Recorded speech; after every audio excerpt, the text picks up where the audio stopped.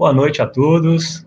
É um prazer começar aí mais uma live, o evento Mês dos Profissionais da Administração, né, realizado pelo Cefet RJ Campus Valença. Ele foi idealizado aí pelo Maurício, juntamente com o Marcelos, e eu também estou ajudando aí nessa execução. E semana passada nós tivemos, né, a primeira live com a Teofânia, e hoje a gente dá sequência com a segunda live, né, a segunda semana do mês profissional da administração, com o professor Márcio Abdala. O Marcelos vai fazer a apresentação aqui dele, e desde já agradeço para todos que estão acompanhando, e fiquem à vontade para colocar os comentários, as dúvidas, e depois, mais para o final, a gente faz esse bate-papo a partir dos comentários de vocês. Obrigado, Alexandre. Obrigado a todos que estão na live. Boa noite a todos. Espero que estejam se cuidando durante essa pandemia.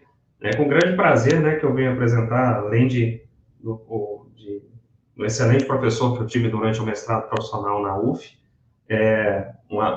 um amigo, que é o professor Márcio Moutinho Abdala.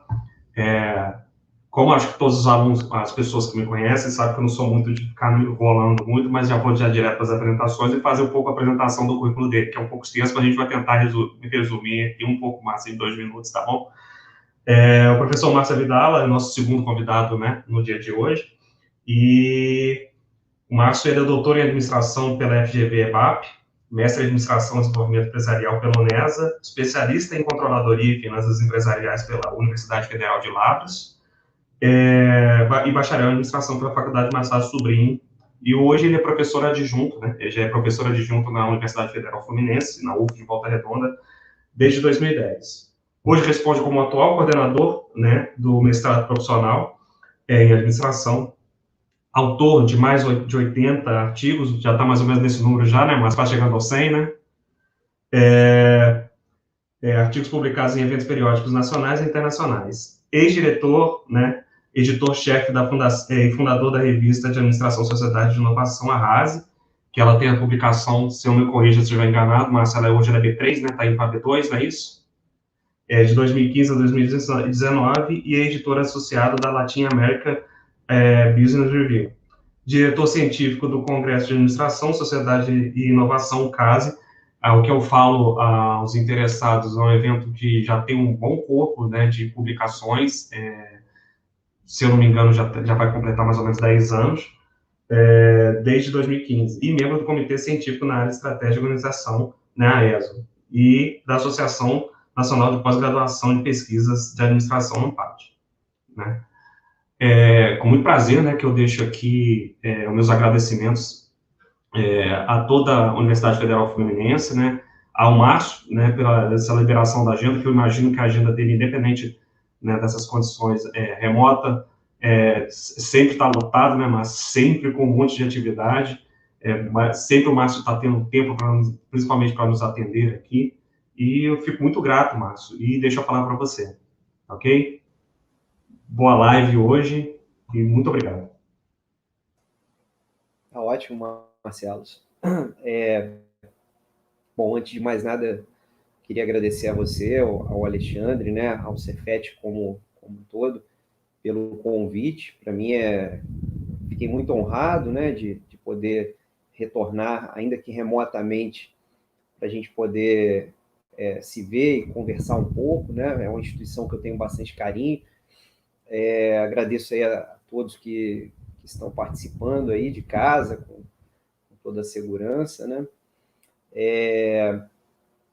E acho que essa conversa ela é bastante oportuna,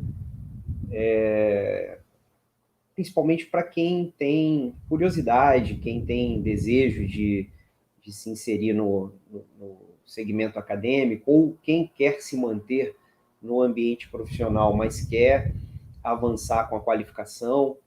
Então, eu conversei um pouco com o Marcelo e com o Alexandre, e aí a nossa proposta, eu vou fazer uma pequena apresentação, sem slides mesmo, a gente vai na forma de um bate-papo, vocês podem ficar super à vontade para mandar as questões, né? O que eu souber responder, eu vou responder com o maior prazer. E aí, no final dessa fala, a gente tenta costurar essas questões e respondê-las, tá bom? O Marcelo comentou da minha formação, tenho a trilha toda dentro de administração, e eu gosto muito de falar sobre o processo de fazer mestrado, de fazer doutorado, porque eu não tive isso. Eu acredito que se eu tivesse tido a oportunidade de ouvir alguém, eu talvez não tivesse cometido alguns pequenos erros que não me prejudicaram diretamente, mas atrasam o seu processo, né? Eu entrei no mestrado, por exemplo, muito certo do que eu queria, sabendo o que era o mestrado, mas eu ainda não tinha a exata dimensão do trabalho, do esforço que aquilo ia me propiciar, né? E aí eu fui entendendo o que era um estrito senso ao longo do processo. Então, sempre que alguém me pergunta, eu acho que hoje é uma função, né? Eu estou na coordenação do mestrado, então é uma função, mas antes disso, né, eu fiz várias falas já, várias palestras já, sinalizando esse caminho, porque é algo que me agrada. Eu acho que a gente ajuda as pessoas dessa forma, né? Bom, então, a gente pode começar falando o que é um mestrado, que é um programa de pós-graduação. O mestrado, ele tem algumas diferenças da especialização. Especialização aqui no Brasil e MBA são tratadas da mesma forma. São cursos do que chamamos de lato sensu. É uma pós-graduação, porque vem depois da graduação, mas é uma pós-graduação lato sensu, no sentido mais amplo. Então, normalmente, a pessoa vai fazer um MBA em gestão empresarial. Ela vai rever ou vai aprender coisas sobre gestão empresarial, mas com um sentido bem amplo, né? Com um foco mais amplo. O mestrado e aí o doutorado também fazem parte da pós-graduação chamada stricto sensu, que apresenta um foco estreito. Normalmente, quem faz um mestrado em qualquer área vai estudar um determinado assunto bastante estreito e com bastante profundidade. Essa é uma das diferenças. A carga horária é diferente. A carga horária do mestrado em número de horas no diploma, ela é maior, mas a carga horária que você se dedica fora é muito maior. A gente vai falar um pouquinho disso. O próprio processo de certificação, né, a lato sensu, MBA, especialização, quando você termina, você recebe um certificado. Um mestrado e doutorado, você recebe um diploma, porque é um processo de formação continuada e é regulado pelo Ministério da Educação, né, por meio da CAPES. Existe um projeto de lei, eu não sei se isso foi adiante, que eu deixei um pouco de acompanhar a legislação das pós-graduações lato sensu em 2018, que é quando eu estava deixando a coordenação, mas até onde eu sei não existe ainda um processo bem regulado para MBA e especialização. E você recebe um certificado, são menos horas, né? Outra questão do mestrado, as pessoas perguntam, mestrado é só para quem quer dar aula? Não. E, inclusive, hoje, não só hoje, mas desde 1998, né, que foi regulamentado o mestrado profissional, a gente tem duas linhas de formação. Em 98 foi regulamentado o mestrado profissional, mas antes disso já existia programas com uma modalidade mais direcionada à prática em si, né? O mestrado acadêmico, ele requer uma dedicação normalmente maior em função dos mestrandos terem uma dedicação integral, né? Normalmente o mestrado acadêmico e o próprio doutorado, os alunos não trabalham, eles ficam dedicados integralmente. Existem as exceções, tá? O mestrado profissional ele já parte do pressuposto que o aluno ele já está inserido no mercado de trabalho. E não necessariamente ele está fazendo essa formação para lecionar. A gente tem diversos ex-alunos, né, egressos, que fizeram um mestrado e seguiram a carreira acadêmica, seguiram a carreira profissional. Eles não tiveram nenhuma experiência de sala de aula, o que é coerente com o mestrado profissional, né? O mestrado profissional não é incompatível com a sala de aula. Eu, por exemplo, fiz mestrado profissional e segui carreira acadêmica. O fato é que o fruto das pesquisas é que cria essas nuances, mas estar em um mestrado acadêmico ou em um mestrado profissional, o dia a dia não é muito diferente. Você acaba tendo que fazer pesquisa da mesma forma, você acaba tendo que escrever trabalhos, escrever artigos científicos da mesma forma. Alguns alunos, às vezes candidato, né, quando está chegando no nosso programa, vem falar conosco, poxa, mas eu vim para o mestrado profissional porque eu achei que eu não fosse precisar escrever artigos. Isso é do acadêmico. Não, isso é do acadêmico e é do profissional. É um equívoco achar isso, né? Bom, como é que se entra no mestrado? Estou passando alguns tópicos aqui, né, do que é, como é que se entra, como é que se sobrevive ao mestrado, né, e o que você faz depois. A entrada no mestrado normalmente é feita por meio de um edital. E aí você pode falar assim, mas cada edital é um edital diferente. É e não é. A maioria dos cursos, dos programas de mestrado em administração, acadêmico ou profissional, eles exigem coisas muito parecidas. Alguns exigem análise curricular. Então, por exemplo, se você fez a graduação e na graduação você conseguiu apresentar um trabalho científico em um congresso, isso, em geral, pontua. Você conseguiu publicar um trabalho científico numa revista, isso, em geral, pontua. Para o nosso programa, por exemplo, é comum nós termos no edital que a experiência profissional na área de gestão pontue. Existem programas que pedem uma carta de intenção, uma pequena redação, uma entrevista. Entrevista é uma coisa que, assim, eu julgo muito importante, mas cada vez ela tem uma importância reduzida no processo, principalmente público, porque ela é menos objetiva.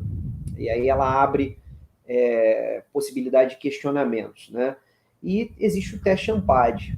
O teste ANPAD, ele é uma grande caixinha de surpresas para muitos, né? Existe uma mística de que é um teste extremamente difícil, extremamente complexo. Existem cursos preparatórios para o teste ANPAD, mas é uma prova que requer realmente preparação e os programas, em geral, eles costumam calibrar uma nota mínima, né? A chamada nota de corte, para você entrar no programa. Então, a nossa nota de corte, por exemplo, no mestrado, já foi 300 pontos, já foi 350, eu não me recordo se já foi menos que 300, e a experiência tem nos mostrado que 300 pontos é uma nota interessante, né? Que a gente não faz uma eliminação tão grande, e ao mesmo tempo você consegue nivelar bem o grupo, né? O teste ANPAD hoje ele sofreu uma mudança, inclusive a gente está estudando aí como é que será o nosso próximo edital. Hoje existe uma prova direcionada aos cursos profissionais e uma prova direcionada aos cursos acadêmicos. E cada prova tem uma estrutura um pouco diferente, né? Bom, os pré-requisitos, você precisa ter graduação, né, em qualquer área. Nós já tivemos, nós temos egressos, né, ex-alunos formados aí na área de saúde, humanas, exatas, educação física, né, tem diversas formações. Nós partimos do pressuposto que o discente, o mestrando, ele não é necessariamente formado em administração, então existe uma série de disciplinas de créditos, né, que vão passar uma formação mínima dentro dessa área, e aí, naturalmente, o discente, a discente, vai começar a trilhar seu próprio caminho de pesquisa, né, bem estreito. As pessoas me perguntam se é preciso fazer uma especialização, um MBA para fazer um mestrado. Não precisa, né? Então eu terminei minha graduação, o que eu devo fazer? Um mestrado ou uma pós, uma especialização? Olha, a resposta varia muito, depende de uma série de coisas, né? Eu vou falar algumas delas, algumas características, que se você possui essas características, eu não recomendo que você faça mestrado. Pode até soar estranho, né? De repente, um coordenador de curso falar, nossa, se você tem essa característica, não faça mestrado. Soa estranho, mas eu vou explicar certinho como é que isso funciona. Alguns programas exigem proficiência, normalmente em inglês, né? Língua inglesa. Isso varia de programa para programa. E o currículo Lattes, ele costuma ser um dos itens exigidos no processo seletivo. É importante que o aluno elabore o seu currículo num formato acadêmico, facilita para a banca avaliar a trajetória acadêmica, ainda que esse aluno tenha lá só concluído a graduação e um TCC. Não tem problema. Eu vejo, às vezes, um certo desespero de quem está começando, fala assim, nossa, mas o meu currículo Lattes, ele está tão pobrezinho, né? Currículo Lattes é uma coisa que a gente preenche ao longo da vida, né? E a gente pode até um dia fazer uma conversa a respeito de currículo Lattes, mas é uma coisa que não só você preenche com a sua trajetória, como também você precisa entender que existem coisas que muitas pessoas não colocam no currículo Lattes e deveriam colocar. Eu já me peguei várias vezes com problemas de falar, poxa vida, eu fiz isso daqui e não registrei. Então, é importante, né?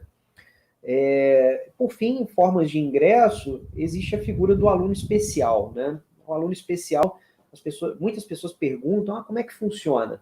No nosso programa, nós temos um edital de aluno especial, que nós, às vezes, optamos por não oferecer. Isso varia muito de processo seletivo para processo seletivo. As disciplinas que admitem alunos especiais são as disciplinas de caráter optativo, no nosso programa, tá, gente? As obrigatórias não admitem alunos especiais. Eu sempre acho uma modalidade muito interessante, porque o aluno especial, ele não é um aluno efetivamente do programa.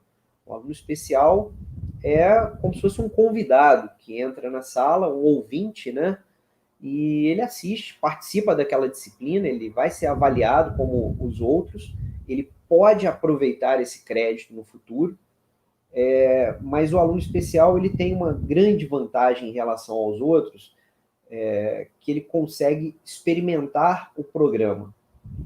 E aí, com isso, ele não tem uma perda de tempo, eu vou chamar assim. Ele fez uma disciplina, ele pode olhar para esse período de experiência e falar assim, puxa vida, eu achei que mestrado era uma coisa e mestrado é outra coisa. Isso não é para mim, muito obrigado, foi bom enquanto durou, e você segue a sua vida. Por outro lado, é interessante para o programa conhecer esse aluno também. Né? Porque o programa vai avaliar esse aluno especial e vai entender como é que esse aluno funciona em termos de comprometimento. Hoje, nós não temos uma política de regramento de não admitir, por exemplo, aluno especial que abandonou o curso. eu sou favorável. Eu já tive alunos especiais que abandonaram a disciplina, eles tiraram vaga de outro, e depois eles fizeram o processo seletivo e entraram normalmente, né? Eu já até falei com alguns, falei, olha, eu sou contra, eu acho que deveria brecar, né? Mas hoje é livre. Então, o aluno especial ele tem essa possibilidade, né? Eu já tive algumas estatísticas, né? Disciplina que eu ofereci 7 vagas, disciplina que eu ofereci 5. Então, mais ou menos a cada 5 alunos especiais que eu tenho, um converte para aluno efetivo, né? O aluno regular.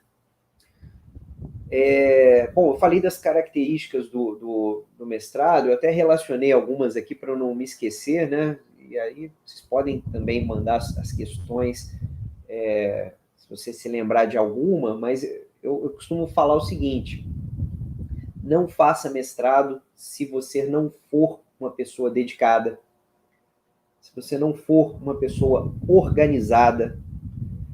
Mestrado, acima de tudo, você precisa ser um bom gestor de tempo. Você vai ter as disciplinas, você vai ter os seus créditos, né? E depois você vai precisar escrever um trabalho, que é um trabalho com uma complexidade elevada. Requer muita leitura por vezes em outro idioma. Às vezes você precisa ler muita coisa em inglês, algumas coisas em espanhol.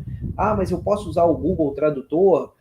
Cara, a gente faz o que for possível para sobreviver, né? Mas para isso você precisa ter dedicação.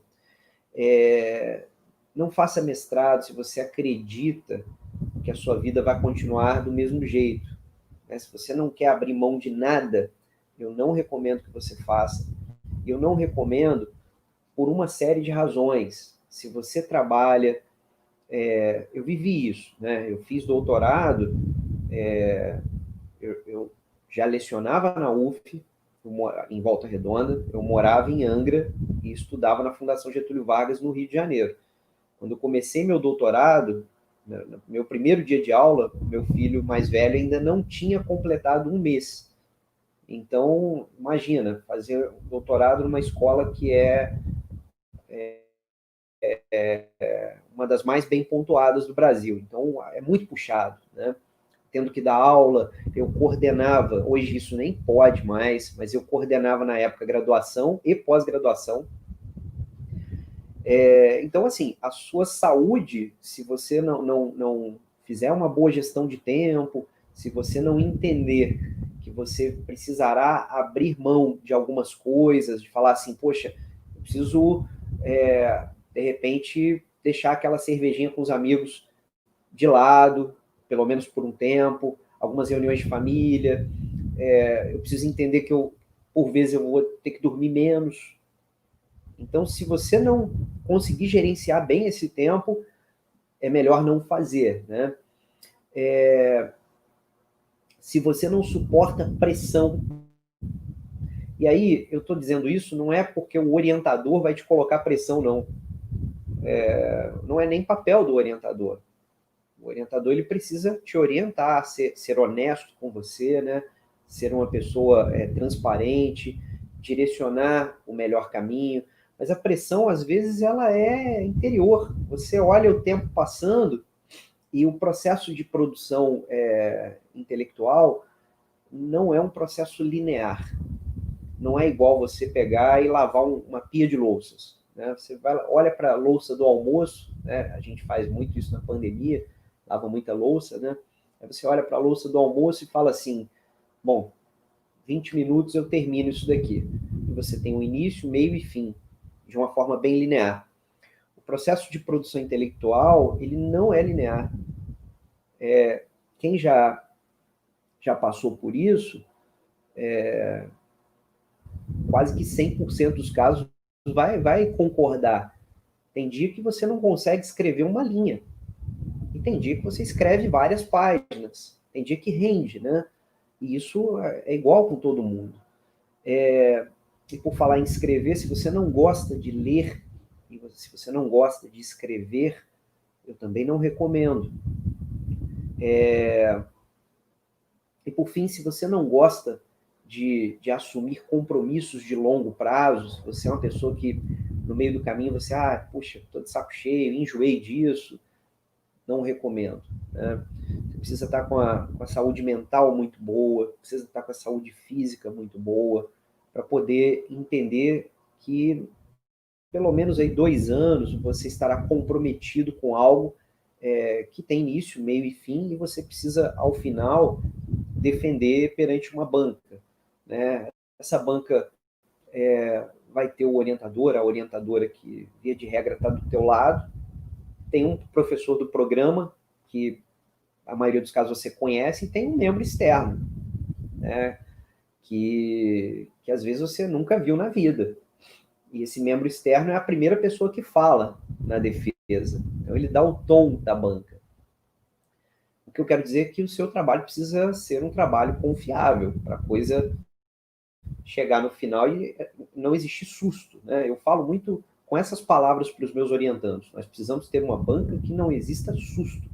A gente precisa ter uma banca previsível, entender o que vai acontecer com base no trabalho que foi produzido. Por isso, o orientador é uma pessoa, é uma peça-chave no processo para olhar o teu trabalho e falar: o seu trabalho está defensável. Não, o seu trabalho não está defensável. Eu não te recomendo ir à banca. Se um orientador fala isso, acredite. Ao longo, você tem que cursar algumas disciplinas e você precisa ter aprovação nas disciplinas, né? O nosso programa, por exemplo, você pode ter reprovação em uma disciplina. Na segunda, você é desligado do programa. E aí você perde não a disciplina, você é desligado do programa. Não existe reingresso, não existe nada disso. Você tem que passar por um processo seletivo novamente, e caso você entre, você até consegue aproveitar uma ou outra disciplina, mas é todo o processo de novo, né? As pessoas perguntam, para sobreviver ao mestrado, quanto tempo que eu tenho que me dedicar semanalmente? Gente, essa é uma pergunta assim, muito capciosa, né? Nós costumamos falar em 20 horas. Poxa, mas isso tudo, isso é variável. Tem semana que você vai se dedicar 20 horas e não vai render nada. Tem semana que você se dedica 10 e rende. As coisas que eu costumo falar. Enquanto você faz disciplina, você precisa ler demais. Né? 200, 300 páginas por semana. É uma média, tá? E às vezes em português, às vezes em inglês. Quando você termina os créditos, termina as disciplinas, você vai para a escrita da dissertação, exclusivamente. Né? Eu recomendo que você comece a escrever a dissertação antes de entrar no programa. Mas começou a escrever, você continua tendo que ler muito, mas você também escreve. Você lê, escreve, aí tem aqueles vazios, né, de inspiração, e você precisa continuar se dedicando. O que a gente percebe no mestrado, e inclusive hoje eu estava resolvendo problemas dessa natureza, é que às vezes tem mestrando que qualificou, a qualificação uma defesa intermediária, né?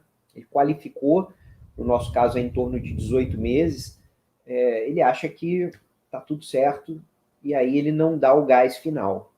E aí quando ele qualifica e não dá o gás final, ele chega no final sem fôlego e não consegue cumprir os prazos. Quando não consegue cumprir os prazos, ele tem que pedir prorrogação. Prorrogação é muito ruim para o programa, é ruim para o orientador e é pior ainda para o mestrando. Então, quem decide isso é o colegiado de curso. E o colegiado, ele tem sido assim, muito duro com relação a isso. Né? Eu já estive em algumas reuniões que o colegiado negou prorrogação e o candidato, depois de 2 anos, aliás, o mestrando, depois de 2 anos, por uma questão de prazos, ele perdeu o curso inteiro, né? Perdeu esse tempo todo dedicado. Então, é importante, né, ter esse entendimento. É possível você fazer o mestrado trabalhando, conforme a gente comentou, né? Eu cursei mestrado e doutorado trabalhando. No meu mestrado eu trabalhava em 2 empregos, doutorado só um, né? Que já é bem puxado. E assim, eu estou acompanhando o tempo aqui, mas também já estou terminando a fala. Quem conclui o mestrado, né, depois de concluir as disciplinas, depois de defender o seu trabalho, como é que é isso? O que eu brinco com as pessoas a primeira coisa que você faz depois que conclui o mestrado é mudar o seu status no currículo Lattes, de mestrando para mestre. Né? As pessoas, quando brigam com o namorado, separa, alguma coisa assim, muda o status na rede social. Para a pessoa que está na academia, é importante mudar esse status, e isso não é brincadeira, isso abre portas, né? E também fecha. Eu já participei de muitos processos seletivos que eu, enquanto avaliador, torci o nariz porque eu olhei e falei assim, não, esse currículo Lattes tem mais de 1 ano que não é atualizado. Então tem alguma coisa errada aqui. Ou a pessoa não faz nada ao longo de 1 ano, ou ela, por alguma razão, deixou de lado. Né? Em 1 ano é um período que dá para se fazer muita coisa. A gente já viu aí casos recentes aí, inclusive de ex-ministro da Educação, que teve problema com a atualização de currículo Lattes. Isso é coisa muito séria, né? E aí, para finalizar essa primeira parte, eu vou roubar a frase do professor Sérgio Bulgakov, que hoje está no Grupo Positivo. Né? O Sérgio Bulgakov é um grande professor da área de estratégia. Esse ano, inclusive, ele foi premiado na ANPAD aí. Eu estou no comitê que fez a premiação, e o professor Sérgio ele costuma dizer que você pode se tornar doutor ou mestre, mas se manter mestre, se manter doutor, são outros 500. Significa que não é só você terminar, ter o título na mão e ali você acreditar que você é mestre e acabou. Né? É um processo. Existem coisas que você deve continuar fazendo. Participar de evento científico, publicar, escrever alguma coisa, mesmo que você continue no ambiente estritamente profissional, mesmo que você saia do ambiente acadêmico. Afinal de contas, você construiu uma carreira de pesquisa. E mesmo que esteja no ambiente profissional, essa carreira ela é importante, tá certo? Bom, eu não sei se faltou alguma coisa, eu acho que eu consegui falar de alguns pontos aqui que eu tinha feito uma colinha, e aí eu acredito que a gente pode abrir para as questões, né? Agradeço aí novamente o espaço, agradeço aí as muitas mensagens, né? Muitos conhecidos aqui, muitas mensagens de carinho, fico muito feliz. Então podemos iniciar as questões. Márcio, agradeço essa sua primeira, né, explanação, contando um pouco também sobre a sua experiência no programa de mestrado, enquanto aluno e depois enquanto coordenador. Acredito que, assim como os comentários que chegaram aqui para a gente, né, eles agradeceram demais todas as dicas e recomendações, os alertas, para que o aluno, né, quem quer se candidatar, possa ingressar sabendo muito bem qual que é a realidade, né, de um programa de mestrado. Gostaria de deixar aberto, então, para perguntas e sugestões, comentários. Quem quiser, fique à vontade para colocar uma pergunta para o Márcio. E, enquanto isso, eu gostaria de mencionar também, né, um pouco sobre a minha experiência enquanto mestrando. Eu também sou da área da administração, né, formado pela Universidade Federal de Viçosa, e o programa de mestrado que eu cursei foi lá também. Eu tive uma experiência muito positiva de poder ingressar nesse programa de mestrado com dedicação exclusiva, então que eu acho que o Márcio pode até me atualizar como é que está hoje a questão de bolsas, né?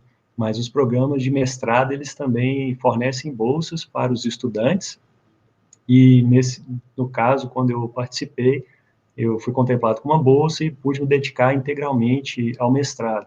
E é uma experiência de aprendizado fenomenal, né? A gente fica imerso ali, junto com professores, ou trabalhando também em grupos de pesquisa, né? Quando o programa de mestrado ele está estruturado em alguns grupos de pesquisa, isso é muito positivo, porque você se relaciona com outros estudantes, dentro de uma mesma temática, né?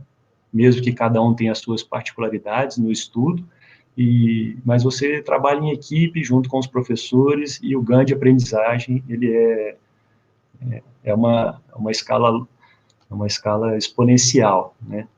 No caso, quando eu participei, era um programa de mestrado voltado para a administração pública, e aí a gente fazia muitos projetos de visitas a alguns municípios, cidades, conhecendo a realidade de cada um dos municípios, na área de habitação, na área de previdência social, na área de programas de esporte e lazer das cidades, e acaba que a gente aprende muito. É um mestrado acadêmico, mas que, durante a pesquisa, a gente também tem uma oportunidade de estar em contato com a prática, né?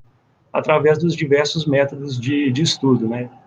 Então, você pode ter um estudo em profundidade, um estudo de caso, você pode ter uma pesquisa de tipo survey, e tudo isso fornece para o estudante, né, uma possibilidade de conhecer profundamente o tema, né, em que ele atua e se propôs.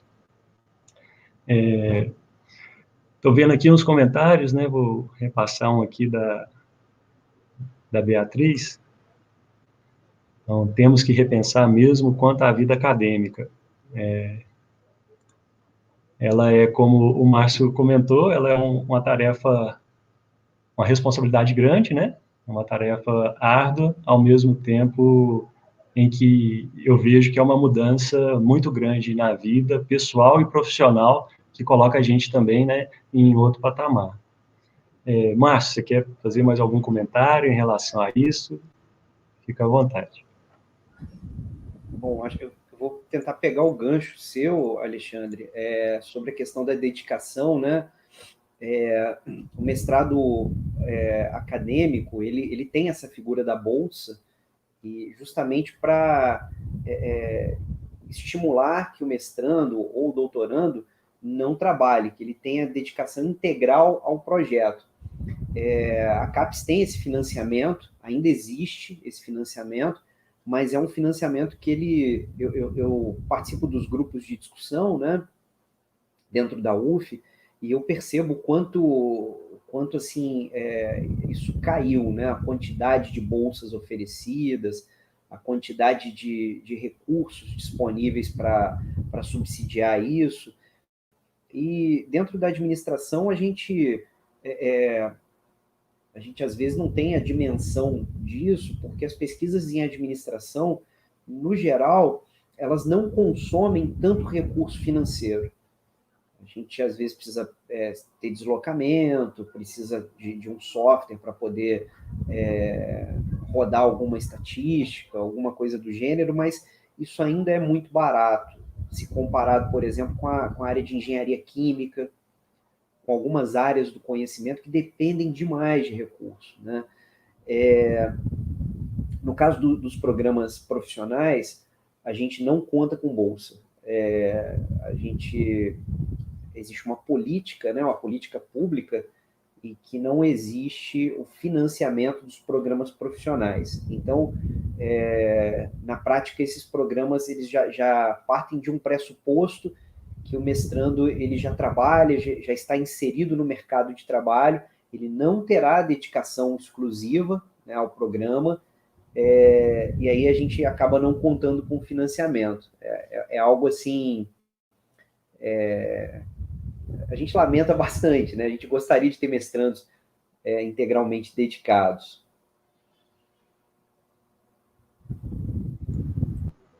Beleza, Márcio. Obrigado aí pelo esclarecimento.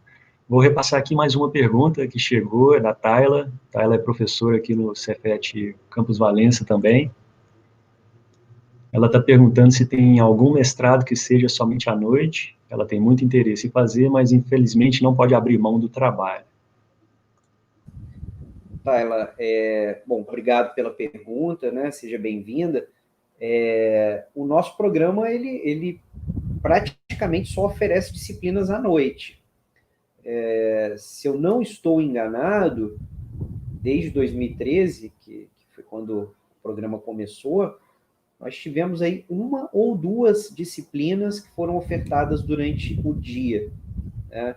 Eu estou falando isso porque uma delas fui eu que ofertei, porque foi uma disciplina optativa que era da linha de formação e que era uma disciplina necessária para uma orientanda minha.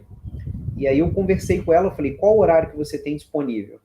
E aí nós encaixamos a agenda e eu ofereci durante a semana à tarde. E aí nós abrimos a disciplina e tivemos aí umas 4 pessoas inscritas. Mas, assim, praticamente a totalidade das disciplinas é oferecida à noite, durante a semana, e algumas aos sábados. A gente tem o caso, por exemplo, de 2 professoras que residem em Niterói, e elas fazem uma oferta quinzenal que ocorre durante o sábado inteiro. Então, sábado de manhã e de tarde, a ideia é 15 dias, sábado de manhã e de tarde. Praticamente todos os nossos discentes, eles trabalham e não têm condições de abrir mão do horário de trabalho, então a gente já monta essas disciplinas à noite mesmo, entre as 18 e 22, para poder atender esse público. Beleza, Márcio. Viu, Tyler? Então tem oportunidades aí bem próximas, né, em Volta Redonda, na UF. E eu queria aproveitar para perguntar ao Márcio, o programa de mestrado lá da UF, e vocês estão trabalhando com quais linhas de pesquisa principais e como tem sido esse desenvolvimento no decorrer dos anos? Bom, essa é uma pergunta muito boa, né? Muito importante. Ele é um programa de mestrado em administração, mas ele possui as linhas de formação, né? Inicialmente existiam 2 linhas, que era mais ou menos estratégia de operações e área pública. E de uns 3, 4 anos para cá, essas 2 linhas se tornaram 3 linhas. Então, nós temos aí 15 docentes distribuídos em 3 grandes áreas de formação. Existe a linha 1, que é a que eu faço parte, que é Estratégia, Governo e Desenvolvimento. A minha linha de pesquisa, por exemplo, eu transito entre o público e o privado. Os outros 3 professores da linha, eles estão focados especificamente em administração pública. Então, o pessoal chama carinhosamente de a linha da pública, né? Tem a linha 2, que é uma linha de operações, é uma linha que, grosso modo, ela se aproxima muito da engenharia de produção. É uma linha que envolve aí modelagem, logística, administração da produção, administração de materiais, modelagem computacional, que eu já tinha comentado, né? Simulações. A gente tem a linha 3, que trata de empreendedorismo e inovação. Então, essas 2 professoras que residem em Niterói, elas têm uma especialidade muito grande na área de empreendedorismo. Se lá não é o primeiro, foi um dos primeiros departamentos de empreendedorismo criados no Brasil. Elas têm, assim, esse caráter empreendedor na veia mesmo. Elas lidam também com inovação, e tem os colegas que trabalham com a linha mais voltada à parte de inovação, né? Então, tem colegas que trabalham, por exemplo, com patentes, mapeamento de patentes, a patentometria, cientometria. Tem colegas que trabalham com a Triple Helix, né? Que é a relação entre governo, setor público e universidades, competências e inovação de uma forma geral. Então, são essas 3 linhas de formação, né, que contempla muitos temas aí, né? Que ótimo, Márcio. Acho que os alunos ou os já formados, né, graduados que nos assistem, que vão ver o vídeo depois, já tem aí boas dicas para poder se encaixar, né, identificar qual linha de pesquisa se interessam mais. Nós temos aqui mais uma outra pergunta do professor Eduardo Carreiro, e ele pergunta assim: quais as dicas você daria para desenvolver uma excelente pesquisa? Primeiramente, quero mandar um abraço para o Eduardo. O Eduardo, na verdade, ele está contribuindo com essa discussão, né? O Eduardo, ele provavelmente sabe essa resposta, porque ele fez um trabalho aí de excelência, né? É um trabalho que tem gerado frutos ainda, é o que a gente espera aí dos mestrandos que passam pelo programa, né? Então, falando de uma forma geral, não vai existir uma receita. Como o mestrando faz uma pesquisa de longo prazo, 2 anos dedicados aí a uma investigação, né? Isso no doutorado é mais sério ainda, que vai para 4 anos, existem alguns riscos no meio do caminho, né? Então, por exemplo, às vezes você escolheu um tema e começou a desenvolver esse tema e por alguma razão, no meio do caminho, você percebe que não dá para continuar esse tema. E aí as razões são diversas. Você mudou o trabalho, às vezes a tua pesquisa era crítica em relação àquele assunto, e aí você, de repente, entrou num outro emprego que você não pode criticar o que você estava criticando, né? Começa a ter o que a gente chama de conflito de interesses. O assunto que você investigava, ele deixou de ter importância. Então, um exemplo, hoje tem muita gente pesquisando os desdobramentos da pandemia. E muitas pessoas já me convidaram para escrever coisas juntos, né? E eu falei, cara, eu não quero, eu prefiro... Eu não gosto muito de estudar coisas enquanto elas acontecem. Porque, às vezes, você tira uma conclusão e publica essa conclusão, e depois que o fenômeno termina, você percebe que aquela sua conclusão é equivocada. E aí você não pode despublicar aquilo que você publicou, e você, ao invés de contribuir com a ciência, você criou um problema, né? Então, para fazer pesquisa de ponta, pesquisas assim de impacto, não vai existir muito atalho. A gente precisa ler muito, discutir muito a pesquisa e evitar ficar preso só no mundo do seu trabalho. Se você puder gerar filhotes desse trabalho na forma de pequenos artigos e participar de eventos, isso enriquece demais, porque você coloca o seu trabalho à prova. As pessoas falam, nossa, mas eu vou apresentar o trabalho num evento e as pessoas vão detonar o meu trabalho. Tomara que detonem e que criem contribuições positivas para o seu trabalho, para que você não seja bombardeado na banca.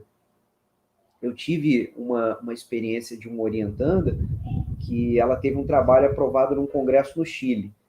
E eu acabei indo no evento, ela foi também, mas eu falei para ela, olha, você vai apresentar, o trabalho é seu, eu estou aqui, eu vou te ajudar, e eu fui ajudando com as questões, mas eu sei que houve um comentário que um professor fez, o professor falou, olha, teu trabalho tem isso, mas erra aqui. E aí eu cutuquei ela, falei, anota isso.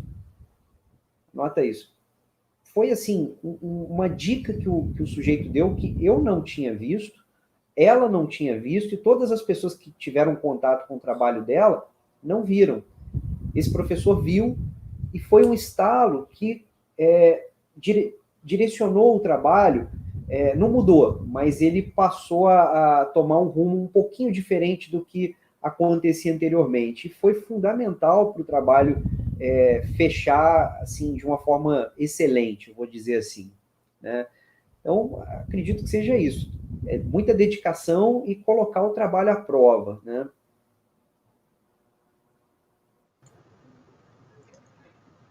Obrigado, Márcio. Essa pergunta foi do Eduardo, né? Queria também aqui já deixar os meus agradecimentos a ele. Eduardo é um grande amigo e um excelente professor, trabalhou aqui também com a gente no Cefet Campus Valença.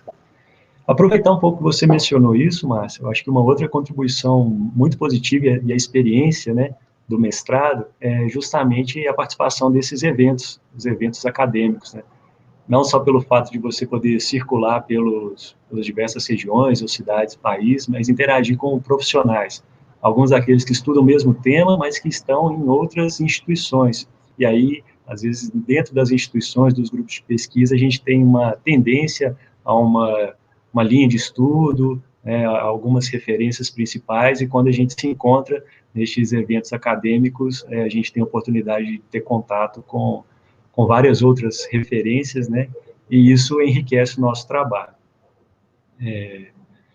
Tem mais um elemento aqui que a Tayla comentou, então acho que ela está mais tranquila e criou uma boa expectativa de participar do programa, né? Sabendo que tem a possibilidade das aulas noturnas.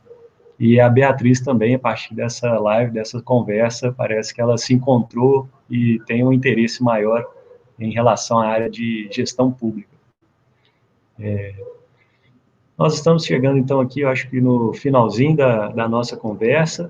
Eu queria puxar mais um outro tema, Márcio, a importância das instituições de pesquisa, e aí os programas de mestrado, né, eles contribuem de uma forma excepcional para o desenvolvimento da pesquisa, nesse momento em que, muitas das vezes, a gente tem muitas críticas em relação à academia, ao trabalho docente, e queria que você comentasse um pouco, então, como você enxerga o papel das instituições públicas de ensino e de pesquisa no Brasil hoje.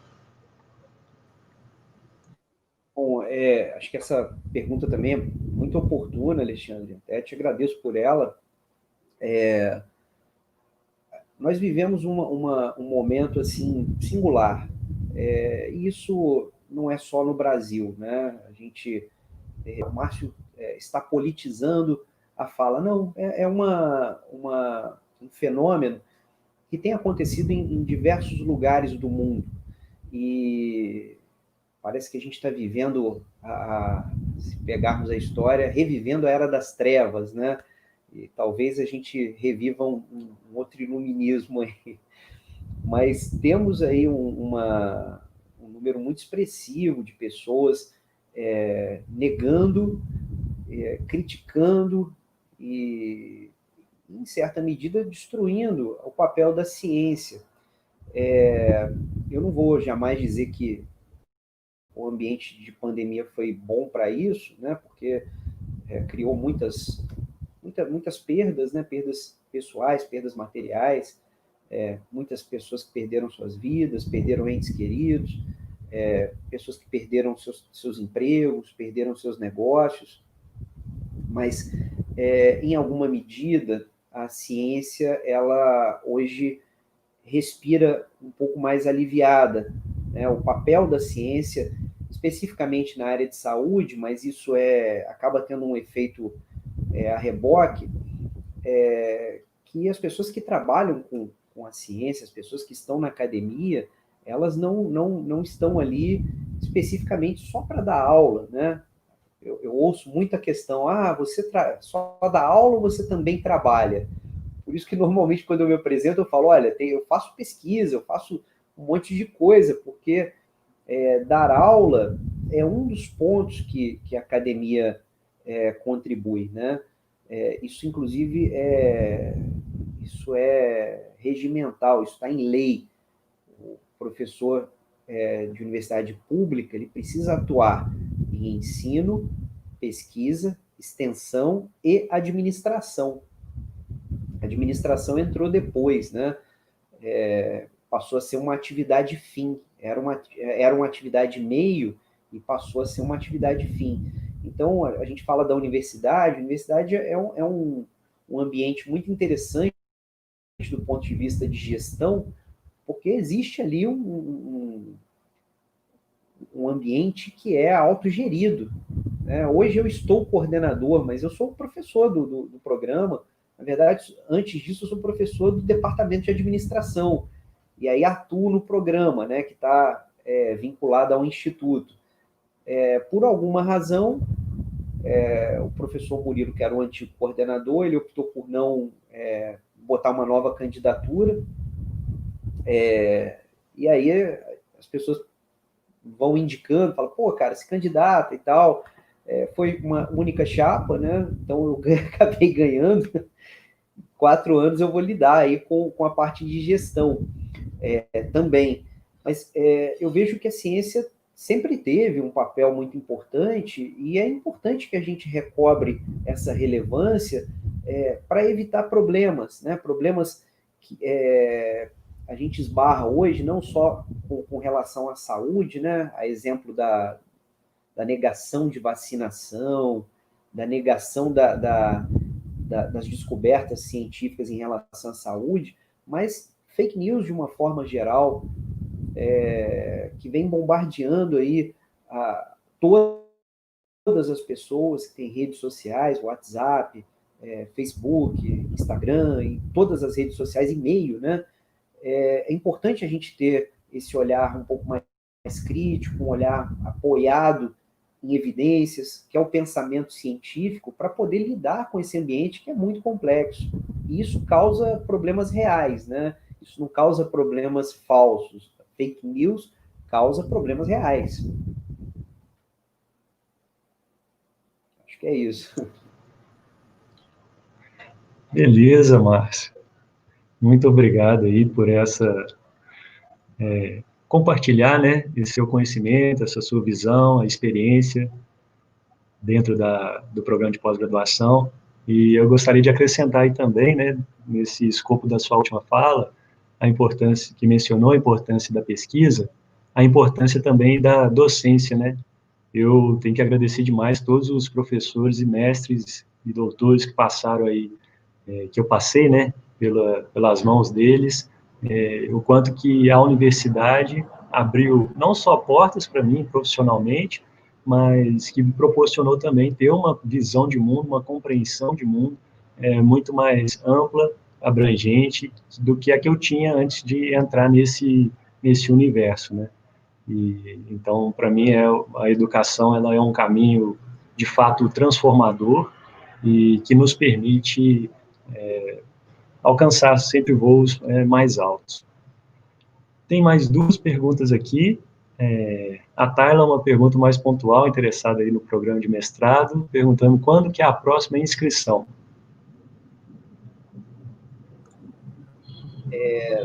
Acho que temos aí, apesar de ter que parar, seletivo, então a gente sofreu um atraso, né? Na verdade, nós estamos hoje... Deixa eu falar rapidinho do processo seletivo. Nosso processo ele ocorre em 2 etapas, isso é importante comentar. A etapa 1, ela é um funil. Então, por exemplo, no último edital nós abrimos 20 vagas. Se tivéssemos aí 40 candidatos, nós selecionaríamos 20 para fazer a segunda etapa, que é o curso de formação básica. Então, a etapa 1 é a análise de currículo, teste ANPAD, todo esse protocolo. Finda a parte 1, o candidato ele entra para o chamado curso de formação. Ele precisa fazer 4 disciplinas em 6 meses. Então, ele começa a ter a vida de um aluno de mestrado, embora ele ainda seja candidato. Nessa etapa, são 20 candidatos disputando 20 vagas. Então, não existe eliminação, é você contra você.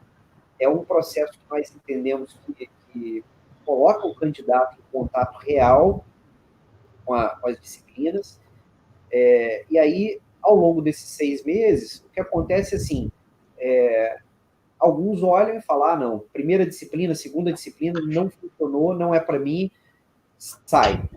Outros vão tendo sucesso, e aí quando terminam essas 4 disciplinas, eles estão automaticamente aprovados para o processo do mestrado, né, para serem efetivamente alunos. E uma vez aprovados, nós fazemos o aproveitamento dessas 4 disciplinas que já foram avançadas. Então, hoje nós estamos exatamente terminando 2 disciplinas para começar as 2 últimas agora em outubro. Esse processo termina em dia 12 de janeiro. Então, provavelmente, nós vamos fazer um intervalo, porque nós temos um projeto junto ao Instituto Federal do Sudeste de Minas de 30 vagas. Então, provavelmente, entrarão 30 mestrandos de uma turma fechada em fevereiro, março, e a gente deve abrir um novo edital mais ou menos em maio. Mas como a gente está tendo uma entrada muito grande, é possível que a gente abra menos vagas em maio. Então, isso ainda não está definido, né? Hoje eu respondi e-mail de um rapaz do Paquistão que quer vir fazer mestrado com a gente. O nosso edital hoje ele não prevê, então é algo novo para a gente precisa entender. Já teve aluno do Chile procurando, então a gente vai abrir isso e a concorrência vai ser um pouquinho maior, né? Mas provavelmente em maio nós vamos ter um novo edital acontecendo para que o curso de formação inicie em agosto de 2021.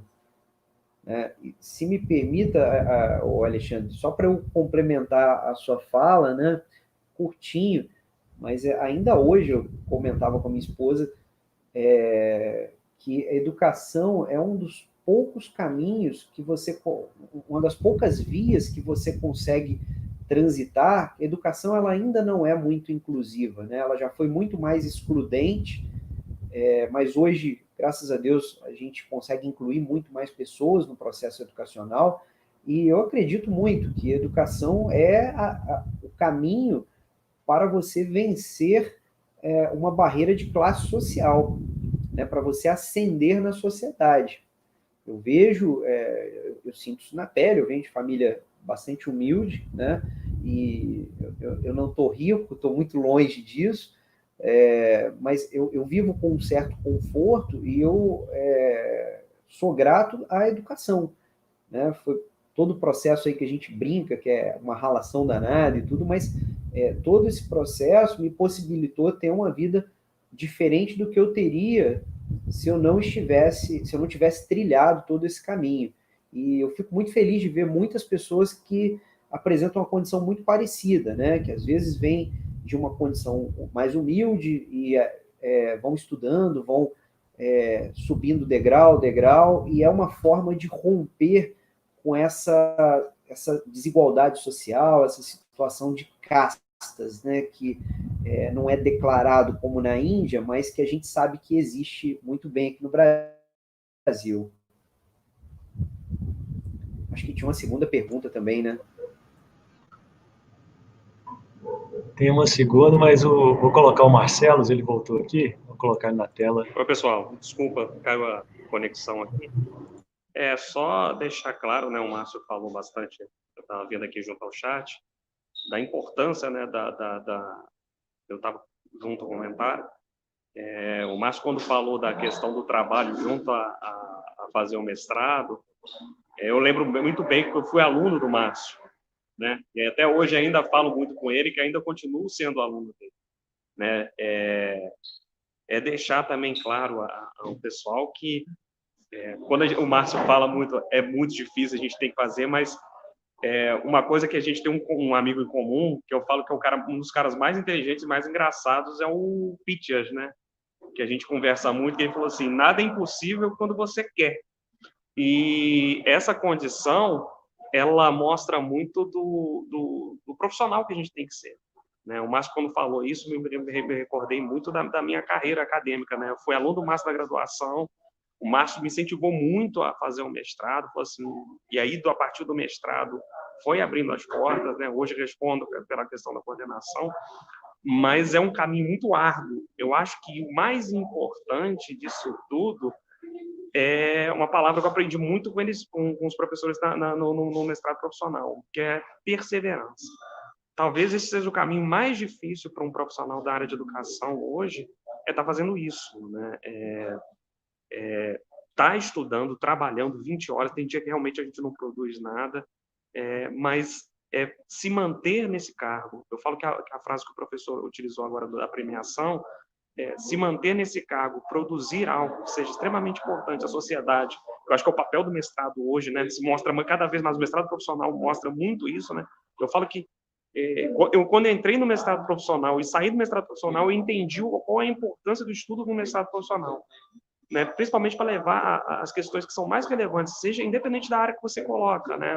A gente está vendo aqui, a gente tem colegas da área de direito, educação física, da área de contabilidade que fazem um mestrado junto com a gente, e mostra como que a administração está cercando tudo. E um mestre na área de administração é extremamente importante. Eu estou fechando aqui a minha participação, né, mas é exatamente para falar isso e, além de tudo, agradecer exatamente o Márcio por essa participação e deixar aqui o meu recado, né, o meu agradecimento aos alunos, né, as pessoas que estão interessadas nessa live, que vão ver essa live depois. O Márcio, vou deixar a palavra para o Márcio também, de quanto é importante, quiser fazer uma visita ao mestrado, conversar com a gente, isso é extremamente importante, deixar os contatos. Márcio, obrigadão, tá? Eu que agradeço, Marcelo. Obrigado mesmo pelo carinho aí, pela oportunidade. Fico muito feliz aí de a gente continuar essa amizade, né? Continuar trabalhando juntos aí. Isso acho que é a essência do processo, né? E eu vejo que você continua reproduzindo as coisas boas, né? A gente na vida faz isso. As coisas ruins a gente tenta esquece, rearranja. E o que é legal, você fala, pô, isso aqui é bacana, vou tentar reproduzir, né? Eu sempre evitei, eu sei que o Marcelo é bem assim também, as coisas ruins que eu passei, eu sempre penso, poxa, eu não quero que as pessoas que estão comigo agora, orientando, os alunos, não vivam as experiências ruins que eu tive, né? Então, vou fazer de tudo, me policiar ao máximo para eu poder não reproduzir aquela coisa do mal, né? E muita gente, infelizmente, fala assim, não, eu sofri no passado, agora eu vou fazer os outros sofrerem também, né? Então, a gente tem que tentar criar uma corrente do bem aí, fazer a coisa... o caminho já é difícil, o caminho de pesquisar já é muito difícil, já é muito duro, e a gente tem que tentar tornar esse caminho um pouco menos árduo, né? Um pouco menos áspero. Beleza, Verdade. Marcelo também, né, contribuindo. Só para não ficar aquela pergunta sem resposta, a Beatriz sempre participa com a gente e ela colocou assim, as pesquisas que vocês fazem têm pontos específicos, têm uma finalidade-alvo? Ela está interessada em conhecer um pouco mais sobre essa questão dos projetos de pesquisa ou dos objetos de pesquisa e as suas finalidades. É uma ótima pergunta, Beatriz. Obrigado pela participação. A gente está tentando, inclusive, remodelar. Conversava com o Alexandre agora há pouco, com o Marcelo. A gente está remodelando o site. A gente colocou agora há pouco um canal no YouTube para os mestrandos. Aliás, para os mestrandos não, para os nossos egressos falarem das suas pesquisas, né? Então, a gente tem aí um repositório das dissertações, que é público, a gente só vai deixar isso um pouco mais aparente. E hoje, o próprio Eduardo, que fez a pergunta, ele nos concedeu um vídeo, o Marcelo nos concedeu um vídeo, né, falando das suas pesquisas. São vídeos rápidos, de 3, 4 minutos, que mostram o que cada um pesquisou. Mas tentando responder mais diretamente a sua questão, sim, nós temos objetivos-alvo e objetivos assim muito, muito específicos. Por isso que a pós-graduação se chama stricto sensu. É uma questão bastante estreita, né? Então, por exemplo, eu estou com uma orientanda hoje, eu até conversei com ela hoje, que ela está pesquisando... deixa eu lembrar aqui certinho, né? Que são as pesquisas que a gente orienta. Ela está pesquisando indicadores de desempenho de atividade política corporativa. Então, por exemplo, você tem uma empresa que reserva uma verba para fazer lobby com o legislativo. Isso não é ilegal, tá? Existe corrupção, mas existe a parte que é legalizada, né? Até pouco tempo atrás, você tinha um financiamento de campanha que não era muito regulamentado. Hoje, os financiamentos de campanha política eles são mais travados, né? Então, pega uma empresa que financia algum político, alguma campanha, alguma coisa, que faz o lobby, que ajuda de alguma forma o legislativo, o judiciário, até o executivo, e ela investe um dinheiro e ela quer saber o retorno desse dinheiro. É difícil de medir isso, né? Eu estou com uma orientanda que está vasculhando o mundo inteiro. A gente coloca palavras-chave no Google, a gente acha pouquíssima coisa, e a gente já estava quase que chegando à conclusão de que não tinha pesquisa que media desempenho de atividade política corporativa. Aí hoje ela me mandou uma mensagem e falou: Márcio, eu achei que 16 trabalhos no mundo inteiro, tá? 16 artigos e uma tese de doutorado. Ela falou: eu já li tudo e quero marcar uma reunião contigo. Então, observe como é que o negócio é específico. Mas eu fiquei feliz. Eu falei: olha, você encontrou, e é muito restrito, as coisas que assim, a gente já sabia que se achasse seria isso, mas é um caminho, a ciência é um pouco disso, né? É você olhar e falar: olha, aqui existe um espaço, uma lacuna, né? Ou como se chama no popular, aí no bordão popular da ciência, um gap, né? Aqui tem um gap, uma fresta que não foi investigada ainda e a gente pode contribuir aqui. Então, as nossas pesquisas, elas são muito, muito, muito específicas. Por isso que requer muita leitura, que requer muita dedicação. Beleza. Quero deixar, então, aqui um recado final para os alunos do curso de administração do Cefet de Valença. O programa de mestrado, eu acho que a inscrição num programa de mestrado, e a sua habilitação, né, a um programa de mestrado, ela começa durante o próprio curso da graduação.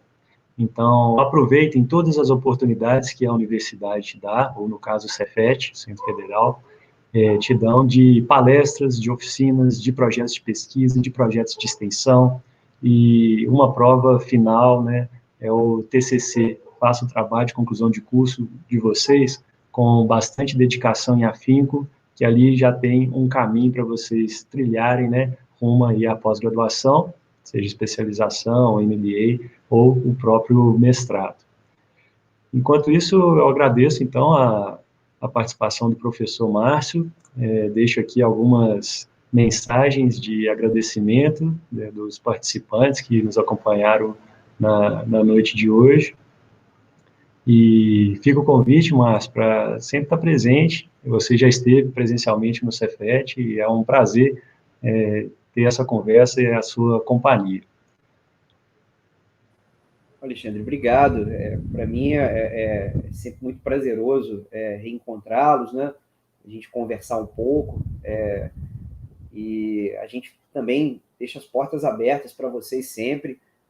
Acho que essa troca institucional é muito boa. Fiquei muito feliz aí com as diversas questões, as diversas perguntas, né? O interesse do pessoal. E acho que é isso, né? Eu estou sempre à disposição. Sempre que vocês precisarem e eu puder contribuir de alguma forma, vocês podem contar comigo, porque é um prazer. Agradeço muito a você, ao Marcelo, a toda a receptividade aí do Cefet, que é sempre muito receptivo, né? E a receptividade de todos aí que nos acompanharam esse tempo todo. Obrigado, Márcio. Gente, a gente fica por aqui, então. Finalizamos aí a segunda live, né, o segundo encontro do mês dos profissionais da administração. Hoje, o Márcio Abdala trouxe para a gente um pouco sobre o mestrado e a carreira docente. Espero que a gente se encontre, então, na próxima semana, e em breve a gente vai soltar aí o teaser, né, do próximo evento. Obrigado, gente, boa noite a todos, e até lá.